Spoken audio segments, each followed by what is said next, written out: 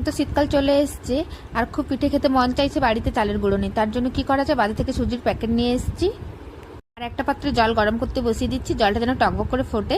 আর কড়াই বসিয়ে দিচ্ছি, কড়াই গরম হয়ে এলে সুজি দিয়ে দিচ্ছি, তার মধ্যে পরিমাণ মতো লবণ দিয়ে দিচ্ছি, দিয়ে ভালো করে সুজিটাকে নেড়ে নামিয়ে রেখে দেবো। এরপর নারকেল কুড়োর একটা ছই বানিয়ে রেখে দেব, যেটা পুর হিসেবে কাজ করবে। আর ওই ভেজে রাখা সুজিটাকে অল্প পরিমাণে জল দিয়ে দিয়ে ভালো করে মাখিয়ে নেব। আর মাখানোটা এমন হবে যাতে লেচি করতে সুবিধা হবে, না হলে কিন্তু ফেটে যাবে, পিঠে বানানো হবে না। তার জন্য ভালোভাবে মেখে নেব। আর ঠিক এইভাবে খোল তৈরি করে নেব, আর এর ভেতরে এইভাবে নারকেল কুড়ো দিয়ে দেব। এইভাবে অনেকগুলো পিঠে রেডি করে নেব। আর একটা জায়গা বসিয়ে দেব জল গরম করতে। আর জলটা যেন টকবক করে ফোটে, না ফুটলে কিন্তু হবে না। আর জলটা যখন টকবক করে ফুটে আসবে তখন এই পিঠেগুলো দিয়ে দেবো। আর যখন দেব এই পিঠেগুলো কিন্তু একদম নিচে পড়ে যাবে।